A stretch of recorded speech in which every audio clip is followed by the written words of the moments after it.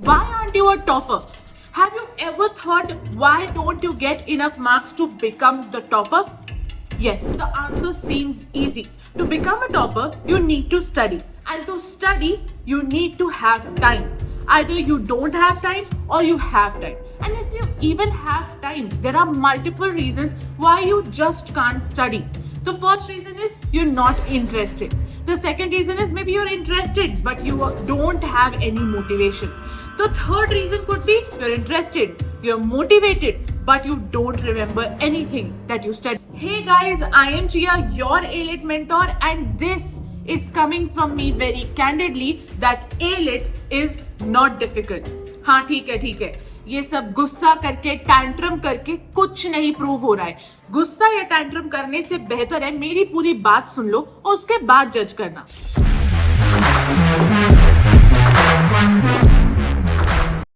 देखो, A-Lit difficult नहीं. अगर तुमने एकदम परफेक्टली इस चीज को हैक कर लिया कि कैसे इस एग्जाम की प्रिपरेशन तुम कर सकते हो, अगर तुमने अपने माइंड को हैक कर लिया कि ये एग्जाम सरप्राइज करता ही है, every year it brings something new to surprise you, to shock you, ताकि आपके ब्रेन की कैपेसिटी चेक हो सके.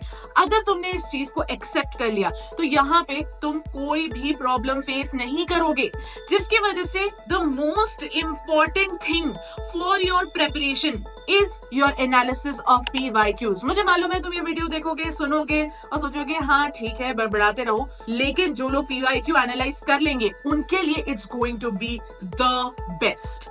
Now let's talk about the real things. सबसे इंपॉर्टेंट है कि A-Lit का पैटर्न समझ जाओ. बहुत इजी पैटर्न है. 150 क्वेश्चंस आते हैं, 150 मार्क्स के होते हैं एंड 120 मिनट्स मिलते हैं. अब इसमें क्या होता है, 1 mark is for every correct answer and -0.25 is for every wrong answer. ठीक है, तुम्हें पता था, तुमने देखा हुआ है. Okay, now let's talk about the syllabus. अगर हम सुपरफिशियली A-Lit के सिलेबस को देखें तो सिर्फ और सिर्फ 3 सब्जेक्ट्स आते हैं जिनके बेसिस पे ये 150 क्वेश्चंस होते हैं. That is GK and current affairs, English language and logical reasoning including CR, जो हमको क्लैट के लिए भी पढ़ना पड़ता है. Now listen to me very carefully. जब इस सिलेबस की बात होती है तब मैं खुद थोड़ा सा हिल जाती हूँ, क्योंकि मुझे खुद इतना ज्यादा कंफ्यूजन होता है कि तुम सोच ही नहीं सकते हो. Let's talk about it. तो फर्स्ट इज इंग्लिश लैंग्वेज. उसमें तुमको ग्रामर, वोकैबुलरी और रीडिंग कॉम्प्रिहेंशन आएगा. यस, इसमें ऐसा नहीं होता है कि सिर्फ रीडिंग कॉम्प्रिहेंशन आ रहा है, इसमें ग्रामर के भी क्वेश्चंस आ सकते हैं. So be very ready for it. देखो, क्लैट की पढ़ाई के लिए आप रीडिंग कॉम्प्रिहेंशन कर ही रहे हो, साथ में ग्रामर भी पढ़ लो एंड वोकैबुलरी पे भी थोड़ा सा ध्यान दो. The second thing is LR plus CR. अब देखो, लॉजिकल रीजनिंग के जो क्वेश्चंस आते हैं वो इन सारे टॉपिक्स के ऊपर होते हैं, बट जो CR के क्वेश्चंस आते हैं वो बेसिक जैसे क्लैट के क्वेश्चंस आते हैं वैसे नहीं होते हैं, क्योंकि यहाँ CR के जितने भी क्वेश्चंस होते हैं they are based on legal concepts and legal passages.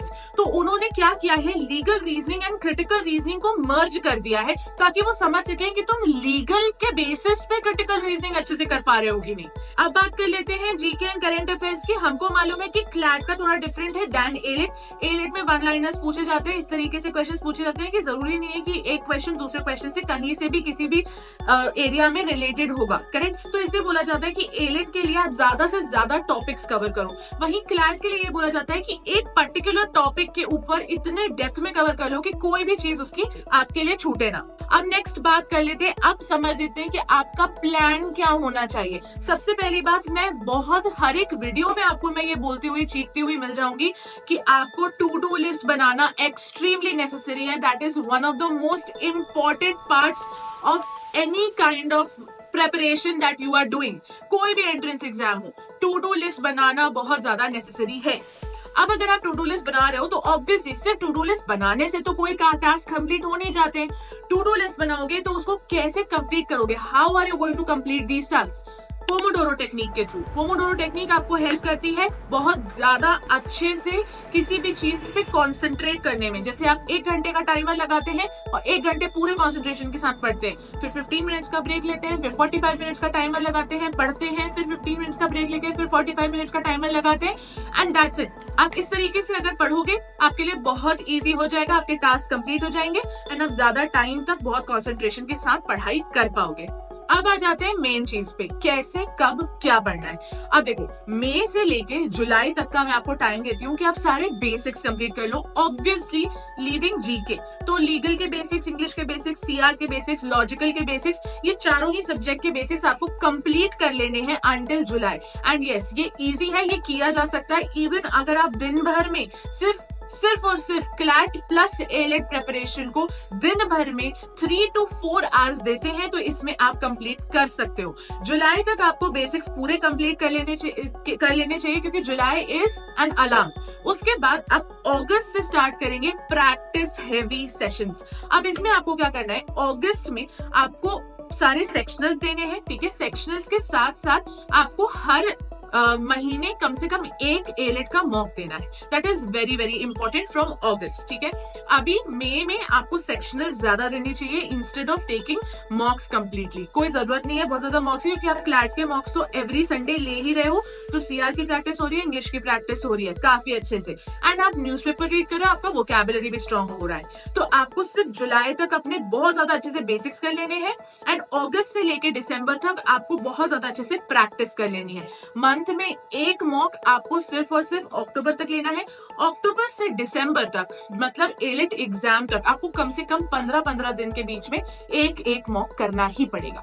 And that's it guys, I hope it help you, I know it help you, and you can ask me any questions in the comment section and I'll answer them. Actually, I'll try to answer them, or else you can just book a session with me, a one-to-one meeting session with me through the link in description.